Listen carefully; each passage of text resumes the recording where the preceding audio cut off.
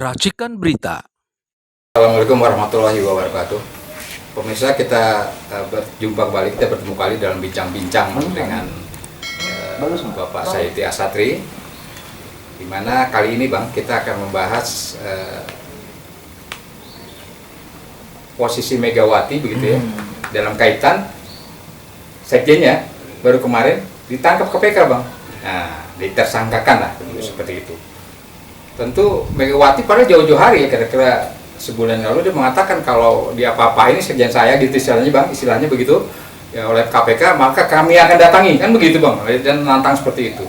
Seolah-olah memang tidak ada sebetulnya unsur kesalahan dari sekjennya, ya itu cuma unsur politis saja ya, kalau memang disangka seperti itu. Nah, nyatanya sekarang terjadi Bang, Hasto ini disangkakan kemarin itu oleh KPK. Kira-kira bagaimana sikap Megawati selanjutnya nih Bang? Ini secara politis bagaimana kira-kira? Kalau secara hukum ya nanti biar KPK aja urusannya Bang, secara hukum gitu.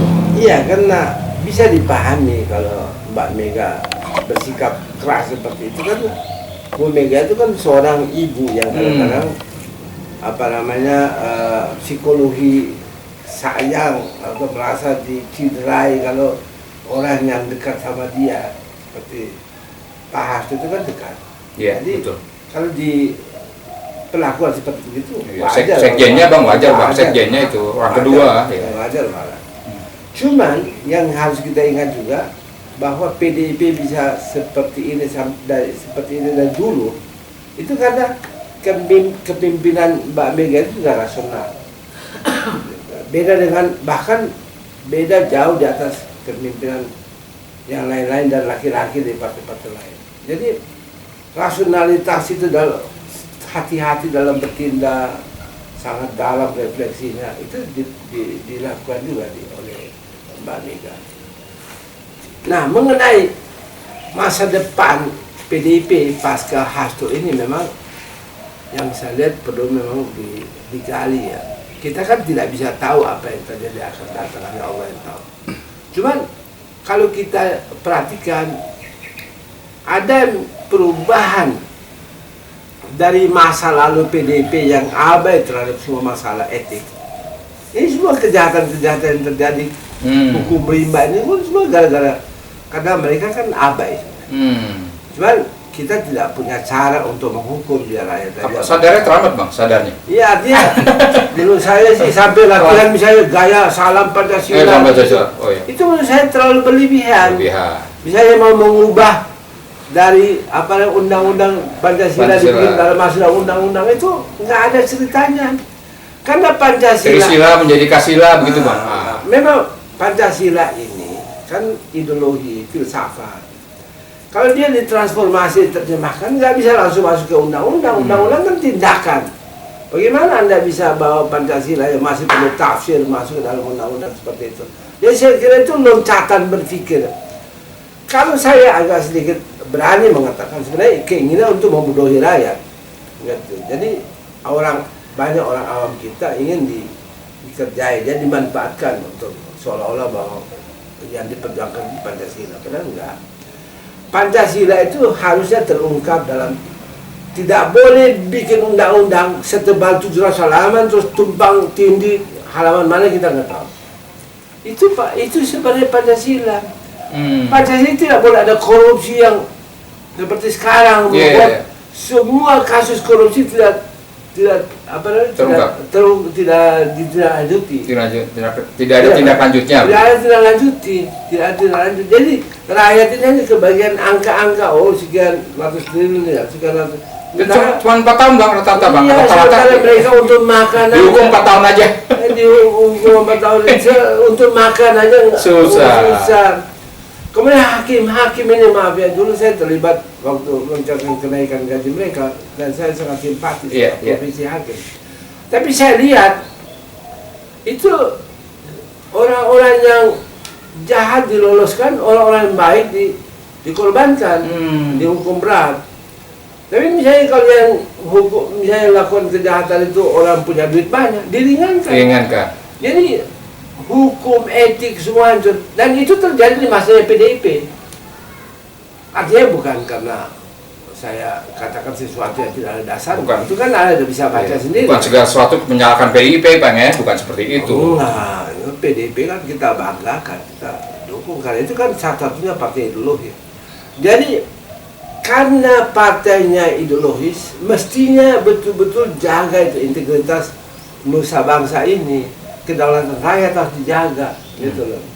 Mestinya cepat-cepat PDIP itu yang orang paling duluan kembali ke Undang-Undang Dasar 45, karena itu yang diagendakan oleh diinginkan oleh para founding fathers. Selalu dibangga-banggakan. Selalu dibanggakan. Itu pada waktu konstituante gagal, Bung Karno ambil alih. Itu artinya menunjukkan bahwa kenapa ambil alihnya Bung Karno orang dukung. Kenapa didukung oleh rakyat? Betul. Karena orang percaya kepada Bung Karno, bahwa Bung Karno dengan Undang-Undang Dasar 45 asli itu akan membawa Indonesia terus pada arah pesan dari para founding fathers. Tapi PDIP ragu-ragu dalam soal itu, hanya mengusulkan misalnya supaya GBHN kembali lagi. Jadi, tapi kedudukan MPR sebagai lembaga tertinggi negara tidak menjadi kepedulian. Mestinya yang paling duluan dong, kan jujur. Iya. Mestinya paling duluan. Jadi dengan tersangkanya Hasto ini, seorang Hasto ini, gimana Bang kira-kira posisi demokrasi kita ke depan ini, Bang? Artinya demokrasi bukan, Indonesia kalau ini demokrasi dan demokrasi dan hukum lah. Kalau demokrasi gini kan, saya kan termasuk ke daerah-daerah. Saya dengar mereka bicara. Ketika saya sampaikan gagasan tentang kembali ke Undang-Undang Dasar 45, itu mereka dukung. Oh, iya. Ada satu kejahatan dalam pikiran para elit kita, menganggap orang di daerah itu orang bodoh, dan mereka bisa bikin apa saja kebijakan yang aneh-aneh, 200 PSN dan sebagainya. Itu kan itu anggap enteng orang di daerah. Iya, betul. Nah, karena mereka tahu bahwa itu penting, yaitu kembali ke supreme value dari Undang-Undang Dasar 45. Supreme value itu kan kedaulatan rakyat, kedaulatan rakyat. Ya. Harus dijaga oleh satu lembaga yang supreme juga, yaitu MPR. Anda nggak bisa serahkan nilai-nilai yang supreme ini. Karena sistemnya udah berubah, Bang. Ke DPR, enggak. Saya bicara tentang sekarang ini kan ada keinginan kembali. Kembali kan. Dan dengan segala hormat, itu Pak Prabowo dengan Gerindra itu mencantumkan dalam anggaran dasar. Jadi ada satu kesadaran bahwa kembali itu adalah, kalau bahasa agama mungkin setengah dari masalah itu selesai. Karena kita udah punya dudukan kelembagaan yang kuat, seperti amanat daripada founding fathers. Kan dari dulu mereka diskusi lama baru memutus ini. Kenapa MPR sebagai lembaga tertinggi negara? Kenapa ada lembaga musyawarah mufakat? Buktinya sekarang negara-negara yang melaksanakan demokrasi liberal itu kan hancur. Karena orang semua hanya berorientasi mencari elektoral. Mereka lupa untuk membangun nilai-nilai pada wilayah hikmat kebijaksanaan, sehingga kepemimpinan itu merosot. Semuanya berorientasi untuk mencari dukungan dari rakyat. Dukungan itu bisa dalam bentuk sembako, bisa dalam bentuk ini, dan makanya jadi materialisme masyarakat kita. Jadi konsumerisme. Karena itu berkembang. Karena orang tidak perlu lagi sama nilai. Dulu waktu kita mahasiswa diajarkan, kalau Anda mau kemenangan politik, maka kalau orang makan sesuatu yang tidak bergizi, tidak sehat, nah orang suka, Anda akan berikan kepada rakyat apa yang mereka yang tidak sehat buat mereka. Anda tak berikan, ya demi dukungan mereka.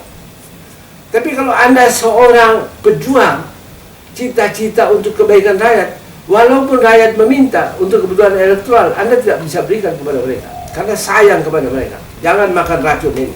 Itu teori dasar. Tapi demokrasi liberal membuat menjadi berantakan semua ini. Dan sayangnya seperti PDIP ini lupa terhadap legasi dari Bung Karno. Saya terus terang terpaksa saya ngomong begini, saya tahan lama sekali tentang apa yang saya bicarakan. Mestinya jangan lagi lah percaya pada cara-cara permainan simbol-simbol. Harus masuk ke dalam makna kedaulatan, makna kesejahteraan, makna kebahagiaan rakyat, harus masuk ke situ. Ya, Saya kira itu. Jadi kita kritik lagi ya. Nah, kalau PDIP terlalu jauh dari nilai otentik ini, saya bukan ngajarin karena di sana kan banyak orang pintar dan saya kagum sama orang. Nah, kalau mereka terlalu jauh dari itu, maka dengan tidak adanya atau kurang berfungsi ya, kita belum tahu, belum diputuskan Mas Hasto itu salah atau tidak, nggak boleh kita putuskan bahwa dia perlu dipenjara, nggak boleh. Karena bisa aja tercatat tidak bersalah. Nah, tetapi minimal kurang berfungsi. Pertanyaan kita adalah, dalam keadaan kurang berfungsi itu, nanti bagaimana nasibnya PDIP? Ya kan? Nah, menurut saya ada 3 beban yang dipikul oleh PDIP dan membuat bisa bermasalah. 1, PDIP sedang mengayuh kembali ke arah fitrahnya. Yeah. Itu pertama. Karena dia akan kembali melakukan refleksi dan menemukan bahwa dulu itu memang bermasalah. Jati dirinya dong. Ya, jati dirinya bermasalah. Karena saya kira mungkin ya dikerjain, ada yang kerjain juga untuk bikin dia berada dalam suatu situasi yang tidak enak buat dia. 1 itu.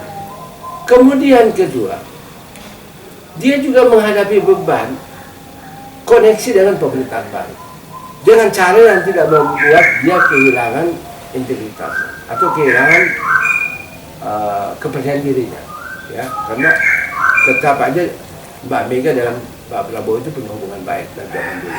Iya betul. Tetapi bagaimana koneksinya di tengah-tengah kritik ini situasi yang kritis ini jadi masalah. Yang ketiga adalah bagaimana PDIP bisa bangkit dalam keadaan kader-kadernya tersangka jadi pincang seperti begitu. Banyak jadi tersangka, Bang? Banyak. Jadi bagaimana PDIP menghadapi ini? Nah, sementara ada pihak lain yang di luar, saya nggak tahu siapa. Mungkin sedang berpikir untuk mengambil kepemimpinan Mbak Mega, tapi itu udah terlalu lama. Menarik itu.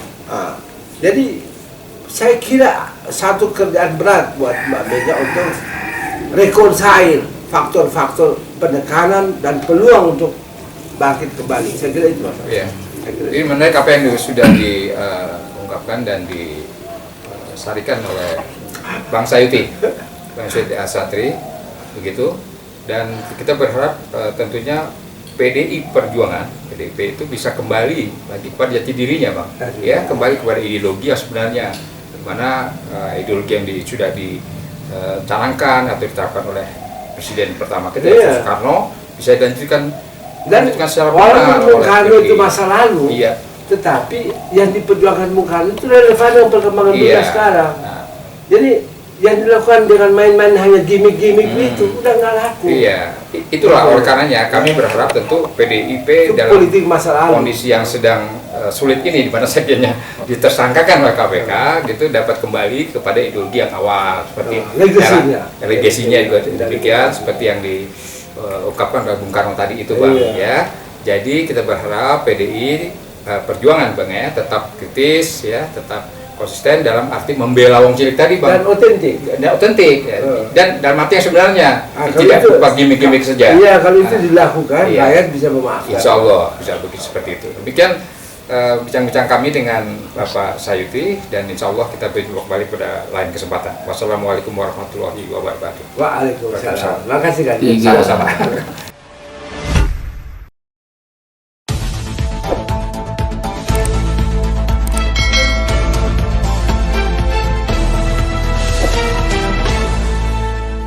Racikan Berita